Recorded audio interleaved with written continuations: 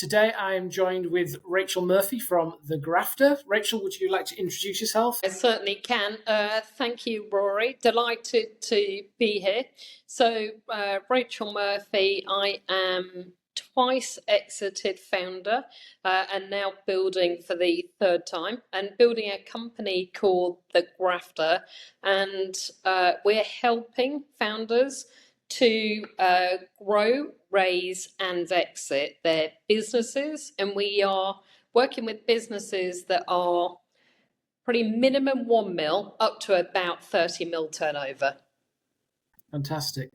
And you've been doing that for a couple of years now.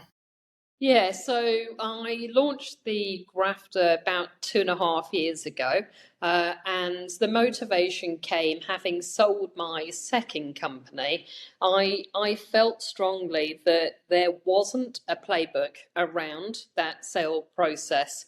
And so I wanted to build a way of assessing the maturity of a business, but also assessing and I guess from that assessment, then having a bit of a map on how to grow the revenue, raise if you need to, plan for an exit and achieve the exit. So that was the methodology that I built, and we've taken 45 companies through that methodology in the last 2.5 years, and wide and varied. So companies from consultancies, recruitment, data, SaaS-based, healthcare, fintech, property, you name it, wide and varied.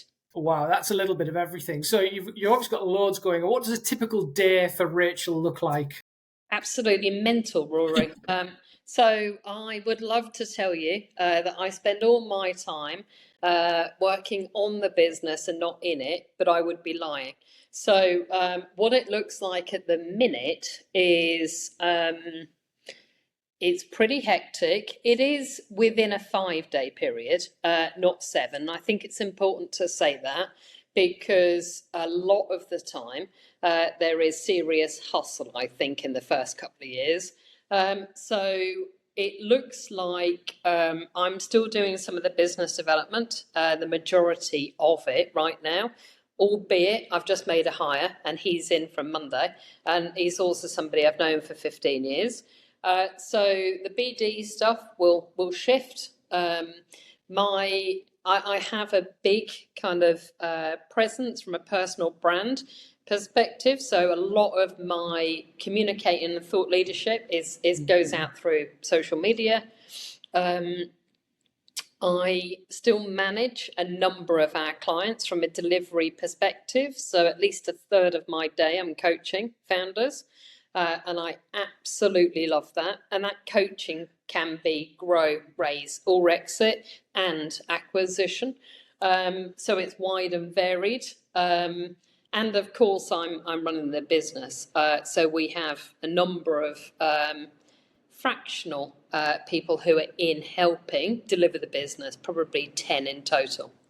Excellent. So it sounds like as a leader, you like to be kind of hands-on, visible, guiding the ship? I do, but I would like to be less in the weeds, which is exactly where we're moving to. So there's a chief operating officer type coming in this side of Christmas. Somebody will pick up the sales.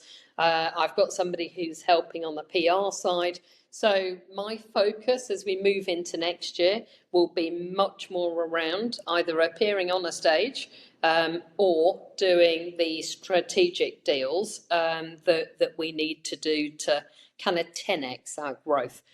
So that's the best use of me. And during 2026, that's exactly what I am going to be doing. At the minute, I'm running around like a bit of a bastard, Rory. And you can't keep that up forever. If you're going to not a bit of it, especially not at 47. You get a bit more tired. It's a bit easier than I did 10 years ago, mate. Oh, I can imagine. So if we move on a little bit into kind of more about the industry itself that you're operating in, and start thinking about what major shifts are you seeing at the moment within the kind of the acquisitions, mergers, and growth for businesses? That's a really interesting question. So I would say liquidity in the UK market is low right now. However, and what I mean by that is investment coming into businesses is much lighter than we have seen.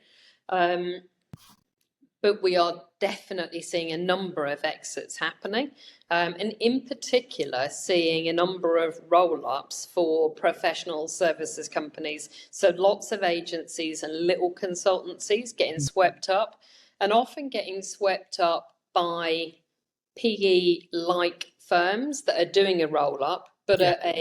at a smaller price point than PE would normally play. So lots of that happening. But I would say the last 6 months has been tricky in the market from a UK perspective. But I would say the last 4 weeks feels more buoyant and like there's more movement.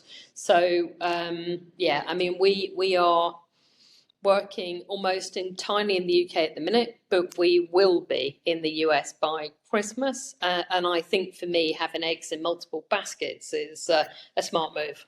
I think that's really interesting because I think when you think about capital, I think England, well, the UK and Europe are sometimes particularly starved of capital, whereas US, I think they're a bit more happy to take a risk on businesses and acquisitions and things, and maybe capital's a little bit freer in North America than it is in London. Well, and I think there's a very different approach to business. So it's very positive. It's very wanting people to win in the US, much more truly entrepreneurial, I think. And they have things like, the SBA loan scheme, which is an unbelievable offer. And, we don't have anything like that from a UK perspective, where you've got the federal government underwriting 80% of acquisitions you're making.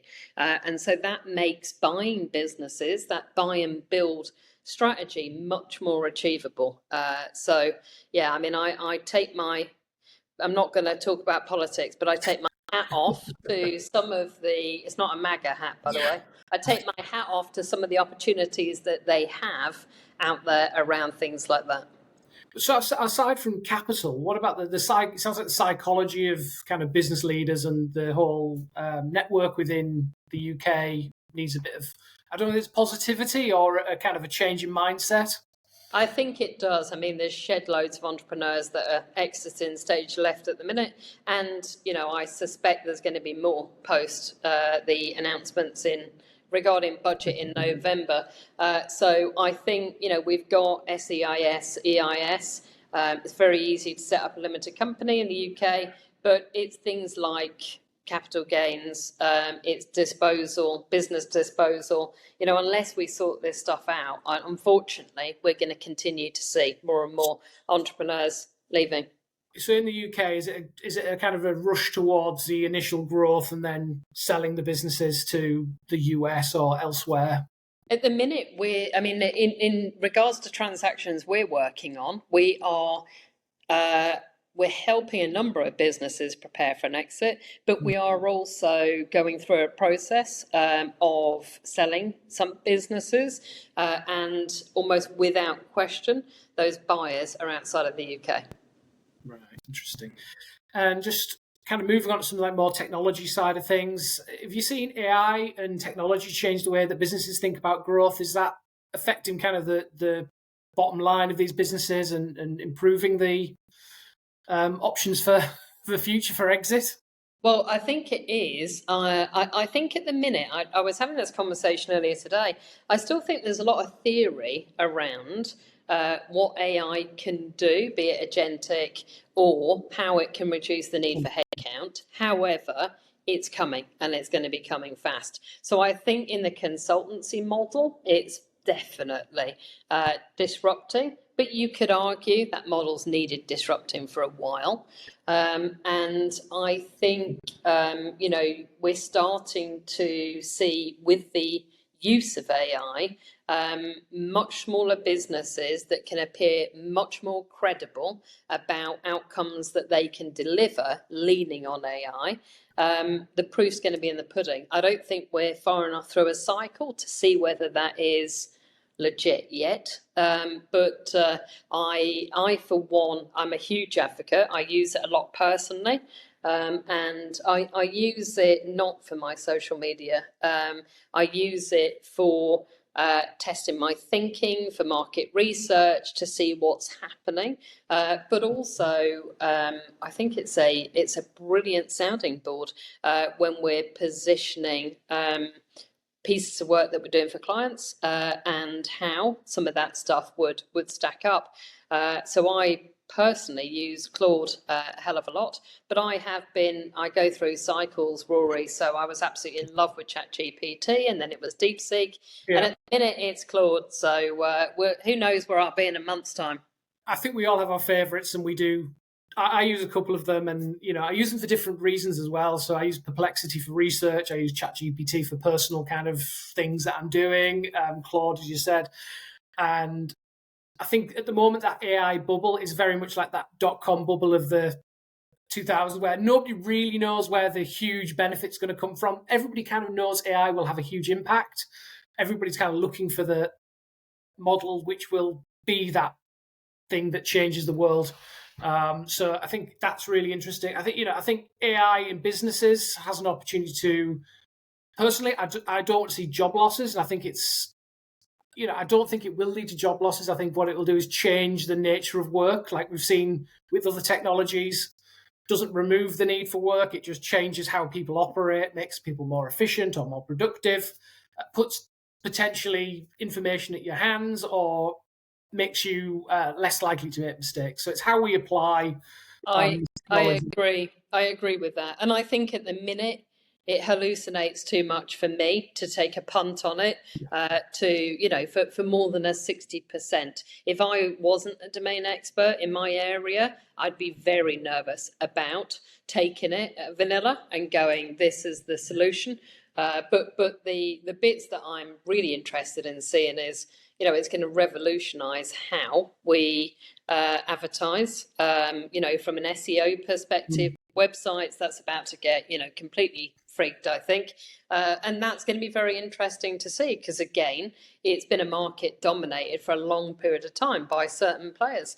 So it's going to be curious. And somebody I was chatting to the other day said, if I keep feeding stuff in, it's going to recognize my business, isn't it? And it's like, it is not. And so if you think that is your strategy for getting recognized on these tools, that isn't the strategy. I think there's a whole heap of exciting stuff coming down the road there.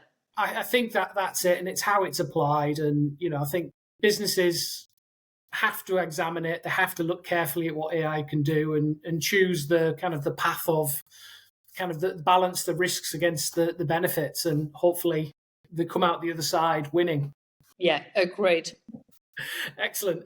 So I think finally, around just the general industry, is there any misconceptions that you want to address regarding your industry? I guess we we cover grow, raise, and exit, but I'll try and address some in the exit space. So I think a misconception is that people think they can move to an exit in a really short window, find a buyer, sell it like they'd sell a house. And this requires a bit more time and effort. More than 50% of the people that we're working with are wanting to exit in 3 to 5 years. And that's not unusual because, you need to be able to paint a picture, tell a story, and, really demonstrate that growth, not to mention looking at things like IP. So for me, one area I think is the sort of the myth busting around that. It's 3 to 5 years. You want to be thinking and planning and making some moves. And I think the other bit that really I find very disheartening in our world is the number of brokers who are engaged to sell businesses and the percentage that actually do sell the businesses. But, it's a bit like the Wild West. So my advice to anybody looking at selling a business is, for God's sake, shop around. And, a bit like estate agents, there's a whole range of, valuations and positioning and listings and everything.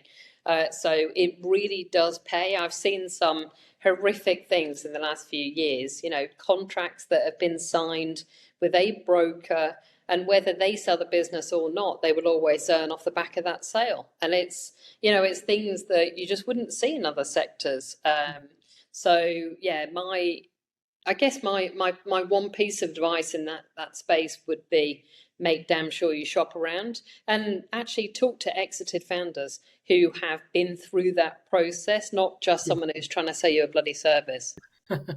I think, we will talk about the Grafter later on, but I think your website's got some excellent videos and things where, you've got case studies and people who have been through the process with you and come through that and sing your praises. Yeah, there's a number, I guess the bit for me is it's incredibly important that what we do works, and impact is what drives and motivates me. So I wanted, a methodology that would work, and we road tested that with 9 other exiteers, multi-exited founders, and we've now taken 45 companies through that methodology. And we have had 5 exits, 7 and 8 figure. We've had half a dozen companies where we've doubled the revenue within a 12-month period. We have had an acquisition in a 10-day period, and we have raised 44 million non-dilutive. And without question, every business that's been through it has achieved an ROI within a 12-week period. So insanely good results. And for me, I'm very proud of the playbook, that methodology that we've created, because it was built with entrepreneurs in mind. This isn't about helping VCs or helping private equity. This is about an entrepreneur helping other entrepreneurs win. I think that's quite exciting because you speak the language, you know what they're going through, and that's probably makes a big difference to people when they're entering this journey. Yeah. Lovely. So if we move just a little bit on again to the Grafter, it's the business itself. Just you kind of touched on it earlier on that you were bringing in a sales lead, you PR and a coup. Outside of what's the most significant operational challenge you're facing? Is it the volume of work? Is it the kind of the type of work, the specialties you've got? What's driving this at the moment? So I guess the requirements have changed, and what I mean by that is we needed to build credibility. We needed to get clients through the door.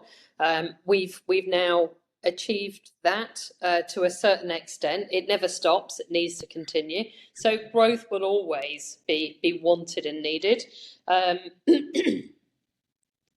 We launch later this month a tiering system into our community. So we have a community, we run events, but also we're launching a self-service platform. So the Grow, Raise, Exit platform, we will self-serve that from later this month.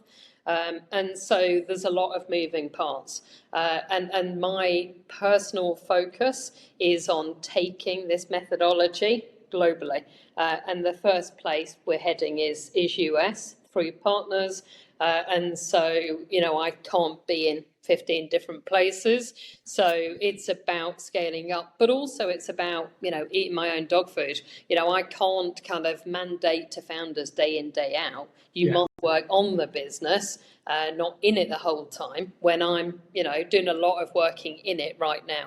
So the way we're going to scale this is, pull me out of the day to day and shift the focus a little bit. And I'm absolutely buzzing. I can't wait to be getting out of the bloody detail and on stuff that I'm actually good at, Rory. It sounds really interesting because you obviously, being that thought leader and being able to position yourself to kind of guide all these entrepreneurs and people who are building their businesses and give them that advice must be quite exciting. And if it's something you love, it's got to be the thing that drives you forward. I absolutely love it. And I said over dinner the other night, 95% of the time, I absolutely love my job. And the stat that I threw out was I reckon 70% probably like their job. And the lineup of people that were over for dinner said, I think it might be a hell of a lot lower than that. And that's the bit that I guess gives me that perspective. I'm very lucky. I love what I do, but also I do particularly like coaching and working with founders. Founders are pretty dysfunctional. They tend to have reasonably high energy. Plenty of us are ADHD. And I just love all of the above. So yeah, it's the perfect working environment. Sounds good. And as a business, how do you tend to find your clients? Are you using referrals? Is it through social media? Is it cold outreach? What's your process? Especially thinking you're going to the US as well. Christ, we've tried every trick in the book, Rory. So we started on in-person events and leveraging my network. We then, that was, for the first year, maybe longer. Then we went off on a mad one, doing outbound digital marketing, and it just was a mess. It wasn't what it was promised, and for varying reasons, that didn't pay the dividends that I was assured it was. We've had a little foray with paid advertising. That was even more painful for me. So where we are continuing to see success is building a community, adding value through that community, putting events on, meeting people in person, building trust. These are high ticket, engagements. And so it's not a one and done. But I think through that process, we continue to secure clients. I think the community offering that we launch later this month will start to bring in earlier stage clients that will ultimately feed into that funnel. And then for international stuff, I want partners that are bringing the market. So the US, we've got partners who will be bringing the demand. We will be servicing that. And Middle East is next, and that will be exactly the same.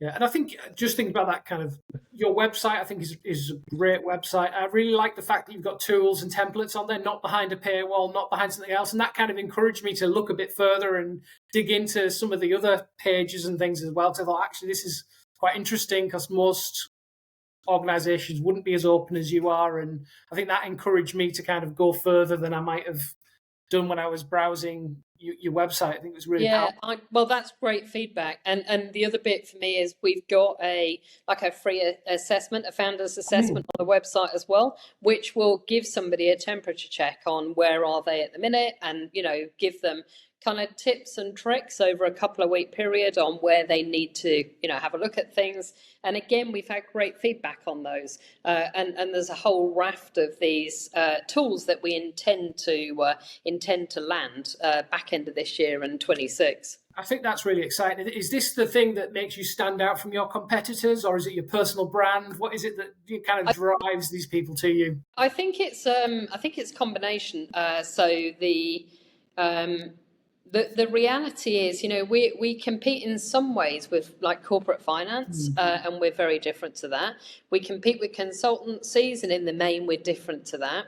But I think we've built an unbelievable community, and that has been built because we're authentic, and because people want to be engaged. And then, we've been very smart at having our clients share their journeys. And so it's not an aggressive sell. It doesn't need to be. We can get clients that have been through the methodology and have doubled their revenue, raised, millions and sold for millions, saying what we've done for them. And it frankly doesn't get any better than that. Yeah, I can imagine. And from your business point of view, is there any of your service lines that you're particularly focused on growing over the next couple of months or 6, 12 months? It will be the community. So it will be our tier 1 and tier 2 that launches later this month. And, the tier 1 is all about getting access to our community and coming to the in-person events in London. And the tier 2 is the self-service version of Grow, Raise, Exit. So that methodology that we've had such amazing results with, we want to cast the net wider. We've been asked for 12 months. Can people get access to this? And so we're making that available. It's a 100-hour platform. And then we're going to do office hours with Exeteers, and they will both be subscription services and at a price point that's totally achievable for business owners of growing businesses.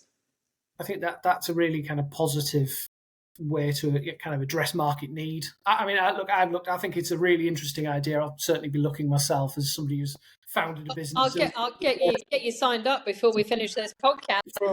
That's exactly what I want to hear. Yeah. So obviously there's a lot of challenges. We've kind of talked about some of them, but if there was one major challenge within your business you could fix today, what would it be?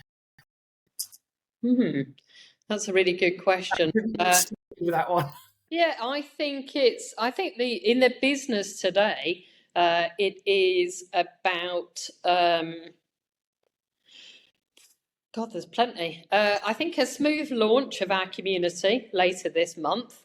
But I think the bigger one is about extracting me from the day-to-day and having the trust and capability that I can let those things go to other people.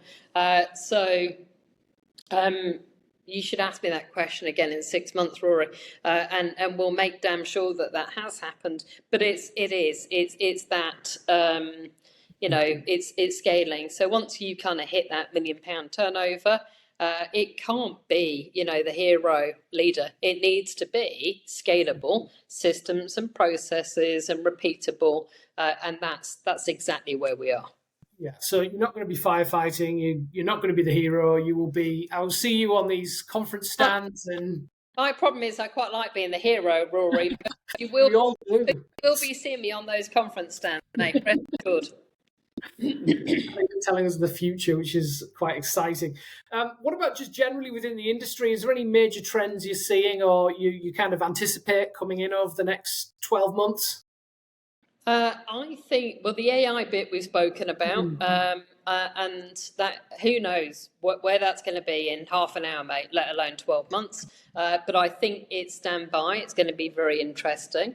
Lots and lots of opportunity. I guess the other bit for me is I do think we're going to see more and more community, and I definitely feel that people want more and more in person. So the energy we get on 100-person events in London, people absolutely love it. And how I do a temperature check of that is we run an event for an hour and a half. We then say, there's an hour after for socialising, and 3 hours after, we are then needing to kick people out. So I think people are, we've gone from the got to be at home during COVID to back out and about, but people have lost their tribe or their community, and I'm a big advocate of working remotely, as evidenced. I'm tooling around in Spain, but the reality is people love people, and plenty of these businesses that we work with are people centric. So I just feel community in person.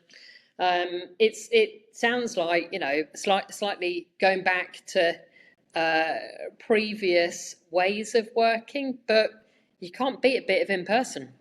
I think that's right. And I think the entirely in the office, entirely at home, the hybrid is the kind of the halfway point, and you need that human interaction, the chance to ask questions and respond in real time to what somebody's saying to you, and learn from people you've never met before. Really hard to do. I find that really hard to do on LinkedIn and other areas, to start those sort of natural conversations, whereas going to a networking event, a conference, it's far easier to kind of fall into some of these conversations and learn from your peers and others, which you might not have done otherwise. So I think that's something which I'd love to see more of going forwards. Totally agree. And my final question to you is, if you could go back 10 years and give yourself some advice, what advice would you give yourself? Personal or business? Either. Personally, it would be party harder, because at some point you are going to slow down. And you're talking to somebody who's now 11 and a half years sober, so I have. But yeah, I would definitely tell that younger version just to go larger, go livelier. And from a business perspective, from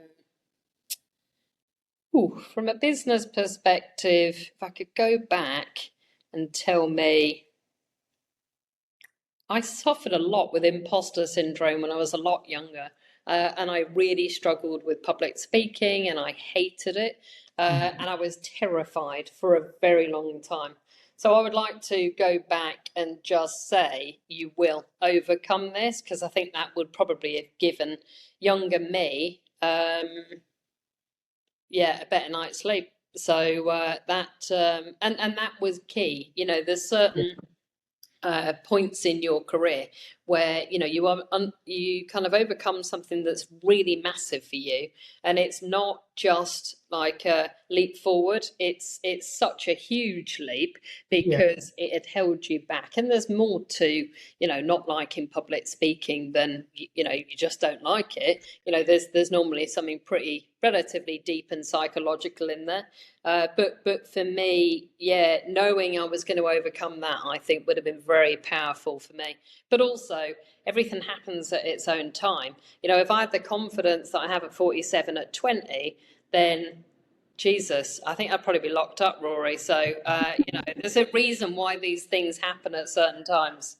I think that's perfect philosophy. For life and for business, I think they both work for me. I'll certainly bear those in mind.